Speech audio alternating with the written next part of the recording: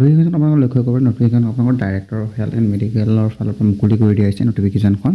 আৰু এইখনৰ আপোনালোকৰ ভাল খবৰ কি ইয়াৰ আপোনালোকৰ এপ্লাইটো 2023তে হৈ গৈছিল আৰু তাৰ কাৰণে ইয়াৰ পৰীক্ষাটো যেটো হোৱা নাছিল আপোনালোকে দুদিনমান আগতে গম পাইছে যে ইয়াৰ যেটো টেকনিক্যাল পোষ্টৰ আকৌ ৰিএপ্লাই হৈ পেলাই তাৰ এক্সামসমূহ অলৰেডি হৈ গৈছে তো এতিয়া কি কৰা হৈছে যে যিখিনি গ্ৰেড 3 নন টেকনিক্যাল পোষ্ট সেইখিনিৰো আপোনালোকৰ ৰিএপ্লাই আকৌ দি দিয়া হৈছে ঠিক আছে তো ৰিএপ্লাইটো আপোনালোকে 16 তাৰিখলৈ পাব জানুৱাৰীৰ 16 তাৰিখলৈ তাৰ আগতে আপোনালোকে এটা এপ্লাই কৰি ল'বলৈ লাগিব ইয়াতে মই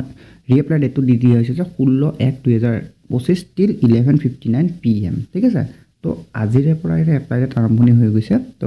আপোনালোকে 16 তাৰিখলৈ আপোনালোকে ইয়াতে এপ্লাই কৰিবলৈ পাৰিব যিখিনি এপ্লাই আগতে কৰা নাছিল তেওঁলোকে এটা এপ্লাই কৰিব পাৰিব যিসকলে আগতে এপ্লাই কৰিছিল তেওঁলোকে এটা এপ্লাই কৰিবলৈ নালাগে তো আপোনালোকৰ কাৰণে ভাল সুযোগ এটা হৈ গ'ল যেহেতু আমাৰ ডিএমই পৰীক্ষাটো পিছুৱাই আছিল তো আগতে ইয়াক পুনৰ ৰিএপ্লাই কৰি দিয়া হৈছে তো ৰিএপ্লাই কৰি আপোনালোকে বেছি দিন সময় নাপাব তো যিসকলে তেওঁলোকে পঢ়া নাই তেওঁলোকে পঢ়ি থাকক আৰু তাৰ লগতে মই আপোনালোকক ইয়াৰ পোষ্টসমূহো দেখুৱাই দি আছোঁ কি কি ইয়াৰে পোষ্ট আছে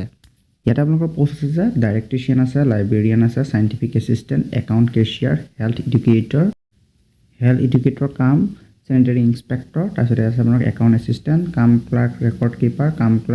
কিপাৰ কাম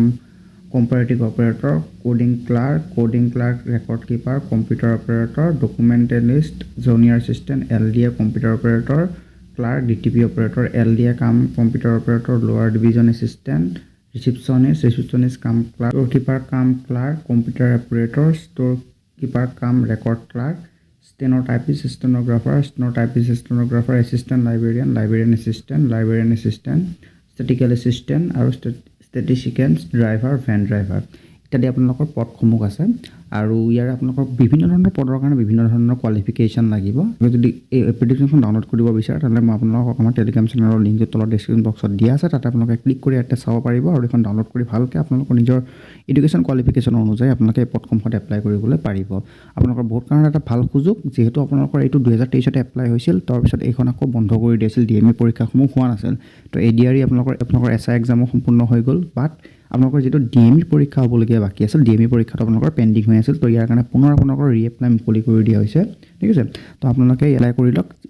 কম সময়ৰ কাৰণে তেওঁলোকে এপ্লাই কৰিবলৈ দিছে আৰু কম সময়ৰ ভিতৰত আপোনালোকে এটা এপ্লাই কৰি লওক আৰু এইখনৰ এপ্লিকেশ্যনখন ডাউনলোড কৰি আপোনালোকে এইখিনি বস্তু বিশেষকৈ ভালকৈ চাই ল'বলৈ পাৰিব তো ইয়াৰে মই এলিজিবিলিটি ক্ৰাইটেৰিয়াৰ কথাখিনি আপোনালোকক উল্লেখ কৰি দিছোঁ যদি আপোনালোকে ইয়াতে ডিএমইত এপ্লাই কৰিব হয় তেন্তে আপোনালোকে এলিজিবিলিটি ক্ৰাইটেৰিয়া এমপ্লয়মেণ্ট এক্সচেঞ্জত আপোনালোকৰ নামটো ৰেজিষ্টাৰ কৰা হ'ব লাগিব আৰু ইয়াতে তেওঁলোকৰ বয়স আপোনালোকৰ ধৰি দিয়া হৈছে যে মিনিমাম যদি আনৰিজাৰ্ভ হয় তেওঁলোকে 40 বছৰ আৰু অবিচি হ'লে 43 বছৰ এছটি হ'লে আপোনালোকৰ 45 বছৰ পিডব্লিউবিডি কেণ্ডিডেট হ'লে 50 বছৰ হ'ব আৰু তাতকৈ বেছি ভাল খবৰটো আপোনালোকৰ কি যে ইয়াতে কোনো ধৰণৰ আপোনালোকে এপ্লিকেশ্যন ফিজ দিবলৈ নালাগে চিম্পলি এটা আপোনালোকৰ পৰীক্ষা হ'ব আৰু সিলেকশ্যন প্ৰচেছটো হৈছে আপোনালোকৰ চিম্পলি এটা আপোনালোকৰ এটা পৰীক্ষা হ'ব পৰীক্ষাৰ পিছত আপোনালোকৰ ফাইনেল লিষ্ট ইয়াতে মাৰা হ'ব তাৰপিছত আপোনালোকৰ ইয়াতে চাকৰিসমূহ আপোনালোকে পাই যাব তো ইমানখিনি আছিল আজি ভিডিঅ'টো যদি ভিডিঅ'টো চাই আপোনালোকে ভাল পাইছে তেন্তে ভিডিঅ'টো লাইক কৰিব চেনেলটো ছাবস্ক্ৰাইব কৰি ৰাখিব এনেধৰণৰ জব বা ইনফৰ্মেটিভ ভিডিঅ'সমূহ পাই থাকিবৰ কাৰণে লগতে লগৰ সৈতে চেনেলটো শ্বেয়াৰ কৰি দিব তেওঁলোকে আমাৰ ভিডিঅ'সমূহ চাব পাৰে আৰু এই পদসমূহত এপ্লাই কৰিব পাৰে তো আজি ইমানখিনিতে এৰিছোঁ ধন্যবাদ জয় আই অসম